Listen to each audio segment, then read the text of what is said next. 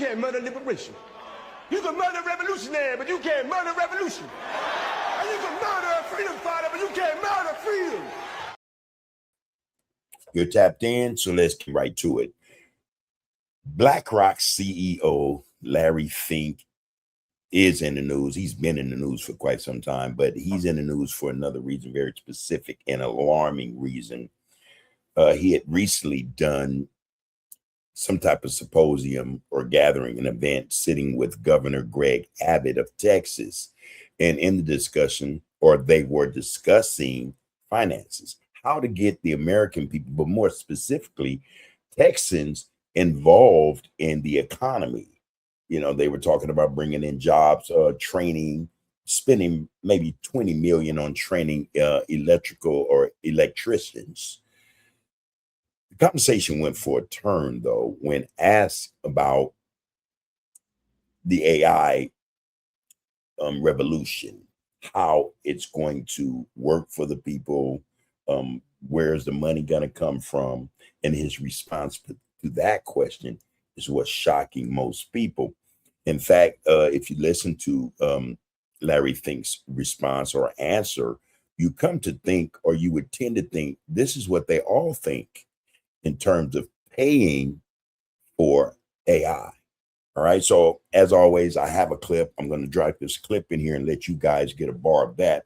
But before that, let me give you a little insight or context in terms of what Blackrock's Larry Fink is about, or more to the point, what he was there to discuss. All right. But anyway, Larry Fink is sitting on a stage again in this clip at an event at Texas State Technical College in Waco, Texas, alongside Texas Governor Greg Abbott, when he made certain remarks that turned everyone's head. And I don't mean just in that room, but anyone who got a whiff of this clip. All right. But anyway, the format was a fireside chat or a public discussion regarding infrastructure and energy investment in the state.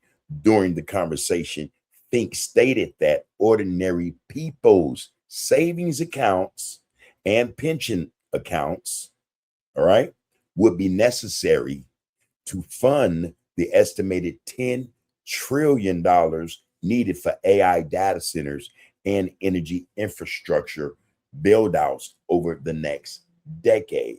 So just to cut to the chase here, he's pretty much saying that the taxpayers are going to pay for these super rich, these billionaires' projects.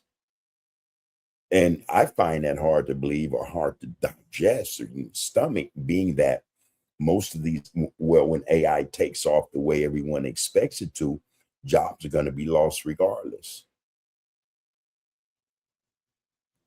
A lot of jobs are going to be lost, especially white collar jobs, or it's those technical jobs or technological jobs that a lot of people think are going to carry them into the future. Those jobs are on their way out. They're about to be 86 because of AI. Now, that being said, this prediction quickly sparked debate, okay, across social media and financial forums, while some observers interrupted or interpreted his comments as a threat of mandatory confiscation. Financial analysts clarified that Fink was suggesting that institutional funds like 401ks and retirement portfolios managed by firms like BlackRock will inevitably need to invest in AI infrastructure to chase long-term returns, rather than the government directly seizing personal savings. Yeah. So again, this is something you have to hear from Larry Fink, and then you create or come up with your own interpretation in terms of what Larry Fink meant. All right. Now, before we get to that, please, as always, like, share, follow, comment, and subscribe to Tapped. You are tapped in. That is the art of political discourse. We appreciate everyone's participation and viewership, and also you guys' efforts in helping this channel raise its numbers in terms of subscribers. Please continue to like and share. We appreciate you very much for that. Now, without further ado, as they say, let's get to this clip, because like I said, this is something we want to know about. We should want to know about, because now they're talking about not only are jobs going to be lost, now they're talking about pensions, 401ks being lost to investment in something that's going to hurt society regardless. I don't know how people feel or what they think about their 401ks, their pensions and stuff like that. But I don't know if they're talking about, okay, rather than the government just confiscate your money and invest it, we'll take your money and we'll invest it in AI or the building of data centers. The problem with that again is, okay, what if some of these people are environmentally conscious? Like, hey, why would you take my pension, my 401k, and invest it in what I think to be the destruction of our ecosystem, our society? There's a conflict there. Obviously, it would obviously be a conflict. Okay, let's get to this clip though. Like I said, to give us a little more insight. Okay. And I'm going to start it right here. This is where the conversation starts with Larry Fink, Blackrock's CEO. It's great. Larry, let's talk globally. You've said the world will need as much as $68 trillion in new infrastructure investment by 2040. That's trillion with a T now. Where do you see the biggest need for infrastructure investment when it comes to around the world? 68 trillion by 2040. Do the math. All right. In terms of what we're looking at, we're talking about 13 and a half years. And in 10 years, they want 10 trillion. Where they're going to get the other 58 million, trillion from in 13 years. In 10, they're demanding, or they're saying straight out, we're going to need $10 trillion. 2040 is only 13 years away. 13 and a half. Okay. And in 10 of those years, they're saying we're going to need $10 trillion, and this money is going to have to come from people's 401ks, their pensions and things like that. What about the other 58 trillion? Where is that going to come from? Who's going to foot that bill? A lot to think about. Let me just highlight the United States. In the next 10 years, the U.S. alone needs over $10 trillion of investing in infrastructure. Over 10 trillion. And the key is, how is that going to be, where is the money going to be coming from? And the key is, and the beauty of the United States and the vitality of the United States, more foreigners want to. Now listen how he tries to sell this. Bring their money to the United States. And that is a real indication of the U.S. exceptionalism versus so many other places. So we still remain to be a great destination. But I believe much of this money is going to come from average savings accounts and investment accounts. It is important that we build more and more confidence with more and more of our population to grow with the United States.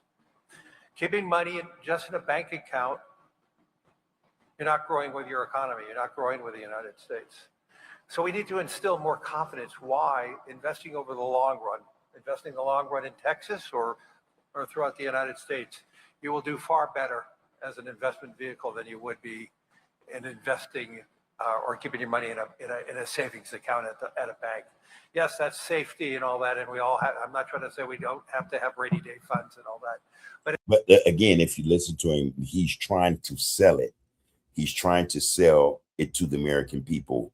Okay, we're going to ask you nicely to invest with us, because here's the reality: if the money's not there, and they're not going to pay for it themselves, if they can't get it done by, pleading, to the American public to invest in AI data centers more specifically, then they would turn to, I think, the government, who they will have write laws that may require portions of not just our taxes, but of our savings, our pension funds, retirement funds, to be taken out and put towards the infrastructure that they're telling us they need to build in by 2040.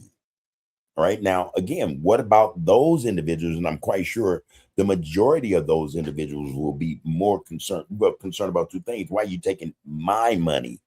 Right? Why are you asking for my money first? And if you don't receive it, why is the government taking it? Then the other side of that is, wait a minute. I'm worried about the environment, the ecosystem, and all those things. I think that this stuff is going to ruin the world. You know, we won't be able to breathe, sleep. Water will be evaporating quicker than we can drink it. All right. So I just see too many problems with that. And yet he's going to sell it. If we could get more and more Americans to think about growing with the United States, we will have far than enough money to invest in this infrastructure. But as the governor was talking about, the need for electrons is growing every day. Water. Some of these, you know, if we're going to be the leader in technology, which we are, if we are going to be the leader in AI, which we presently are, it's just going to require trillions of dollars of investments. And if we don't invest in it, China will be the global leader in this. And so now you're making it out like, okay, if we don't do this, China's going to beat us. You know, it takes you back to, you know, the 40s, 50s, the 1940s, 50s, and 60s, when politicians and military people were saying, hey, if we don't do this first, Russia's going to beat us. And it was all just this ploy, you know, this scheme to fleece the American people for more money by way of taxing us or taxing them to bring things into play that hasn't even served the American people. All that hoopla about Russia and this Cold War and all that, what did it do for the American people? I know they told the story, hey, man, with, you know, what we're doing is we're going to keep Russia from firing missiles at us. And then you had this nuclear arms race. How did it serve the American people? It's not like Russia doesn't have any nuclear weapons as well. It's not like that their weapons can't reach over here, ours can't reach over there. Where did the American people benefit as a result of that fear mongering that was done back then, 70 years ago, you know, maybe 80? How is this any different? This fear mongering that if we don't beat China in this race, we're in trouble. so to me, it's not whether, this is a must. And if you think about how that translates, it translates into a more dynamic economy. We need the But for who? And you get this a lot from CEOs of very rich, wealthy corporations like Blackrock and politicians who always say, hey, it's going to benefit the American people. Since when have the American people actually benefited like corporations or those in government? Since when? United States economy to grow at over 2%. We need the U.S. economy to grow at 3%, especially with the growing deficits the federal government has. And most of these deficits exist because of an overspending government, you know, of giving money to countries who don't need it, right? Giving it to corporations, you know, again, just the waste. The waste is the reason why you see these deficits. And the American people are always the ones elected, chosen made to pay off these debts. And so much of this money, not just the projects, is going to be coming from the private sector, from savings accounts, from pension accounts, from insurance companies, and on and on and on. Wow. The whole world is in need of improving the infrastructure. You know, the governor talked about power in Texas and the doubling of power here in Texas. But when you think about the United States, we have not invested in our power grids in the country as much as it needs. And But what I worry about that investment they're speaking of, especially Abbott, if you know, you know, that power and they're talking about investing in the grid, the infrastructure, is only to serve AI. These super mega large data centers. This is really what he's talking about. You pull back the layers of the BS he's speaking. It's really all about the American people paying for the infrastructure, paying for the construction of data centers, paying to build these things that they need or that AI, the systems need to run. Simple stuff. that we're not investing fast enough. And in some states, we have too many restrictions, too many permitting problems. And one of the biggest reasons why, both of which concern the restrictions for one. So certain politicians and AI developers, corporations, those who are in that field, they're saying there's a need, a necessity for restrictions on the development of AI. But Larry Fink and others, they tend to think that, well, if you put restrictions on the development of AI, you're going to harm or hurt humanity, you know. But again, the restrictions are necessary. They are necessary because with the restrictions, then AI companies, these tech companies, these corporations are then mandated by law to not create AI that, for instance, will become autonomous, where it begins to think for itself and as a result begins to think for human beings. You know, so restrictions are woefully necessary, you know. There's no doubt about that. There should be restrictions. Oh, I'm sorry.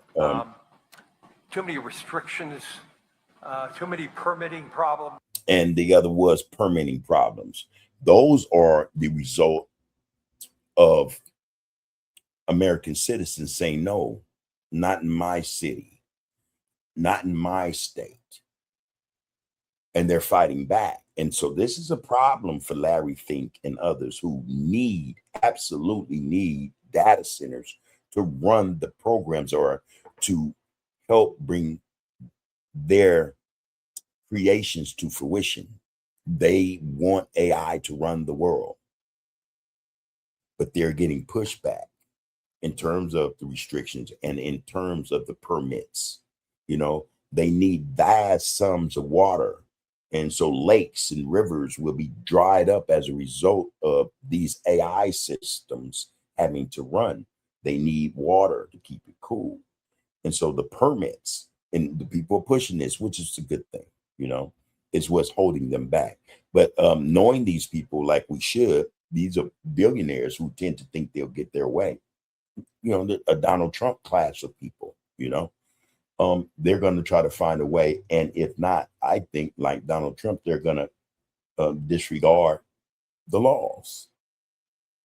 And they'll figure out how to do it underground from peering eyes, you know, of people.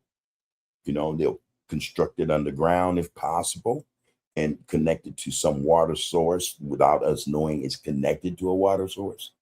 There's so many different ways. I think that they're planning to do this, whether we like it or not, in terms of paying for it or in terms of wanting these data centers anywhere near our homes, in our communities.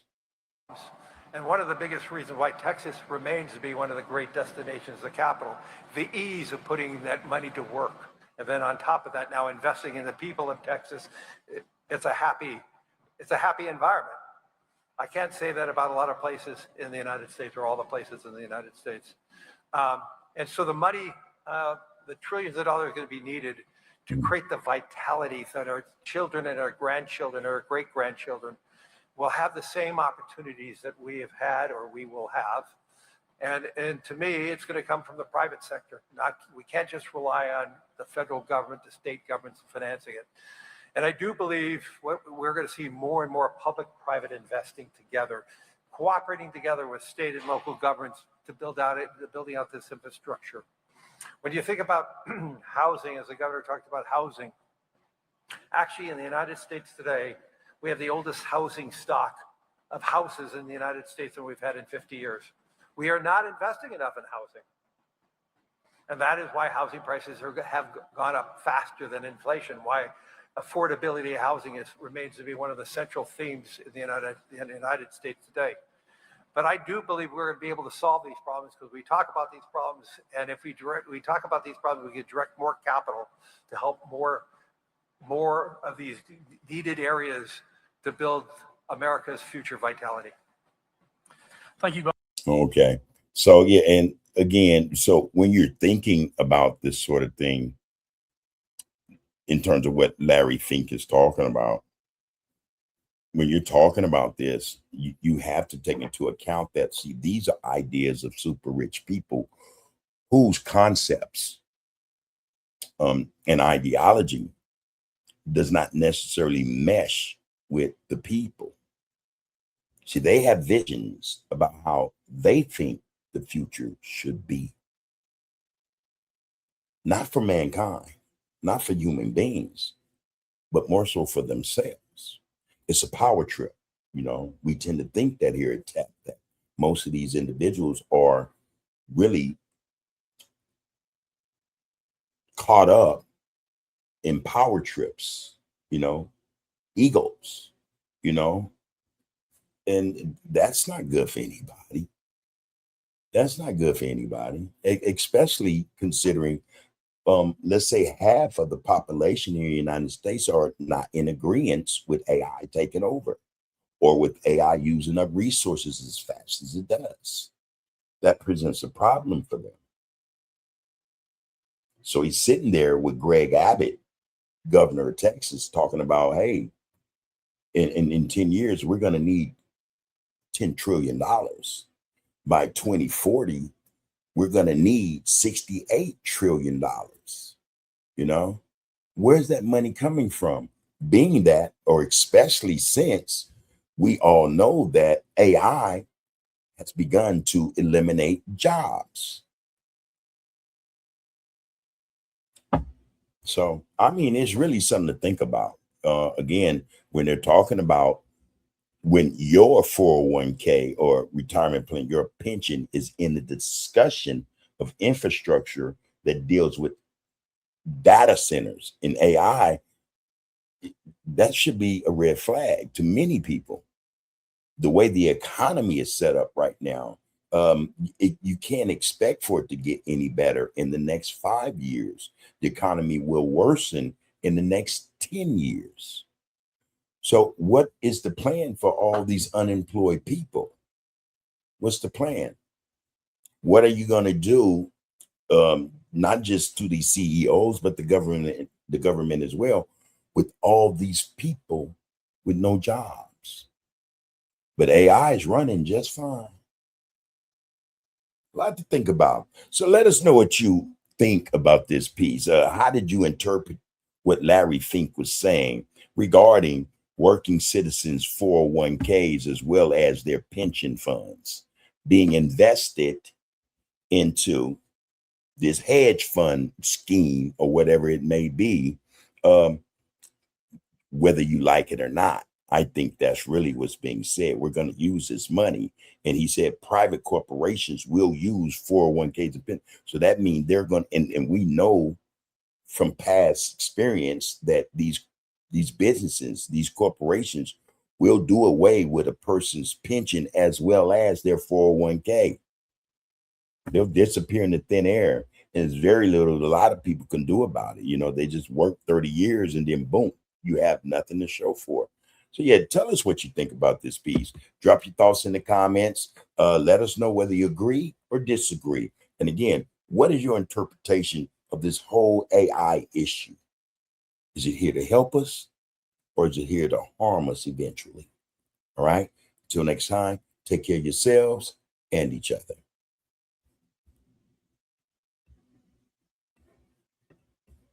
You can murder a liberator, but you can't murder liberation. You can murder a revolutionary, but you can't murder revolution. And you can murder a freedom fighter, but you can't murder freedom.